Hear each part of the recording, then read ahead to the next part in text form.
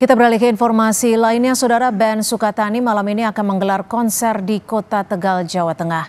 Polisi menyatakan lagu Bayar Bayar Bayar boleh dinyanyikan di atas panggung. Konser di Tegal ini akan menjadi penampilan perdana band Sukatani pasca pernyataannya yang meminta maaf ke polisi viral. Ratusan personel polisi gabungan disiagakan untuk mengamankan konser ini. Sementara itu, Saudara, polisi mempersilahkan lagu kritik terhadap polisi Bayar Bayar Bayar dibawakan band Sukatani.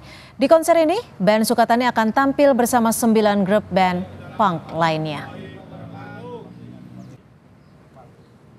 Bayar-bayar boleh dinyanyikan Pak oleh Sukatani? Silakan. Kalau memang dari kan dari perintah dari walaupun dari bandnya itu mata sudah dicabut dan sebagainya, tapi kalau kami lihat di dalam jadwal susunan lagu itu tidak ada bayar-bayar, tidak ada. Gitu. Oh, tidak ada ya Pak?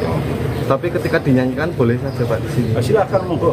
Itu perintah dari pimpinan Pak Kapolri, Bapak dari pemerintah pun untuk Pasca pernyataan minta maafnya viral, band Sukatani mengunggah ucapan terima kasih atas dukungan yang diberikan pada mereka.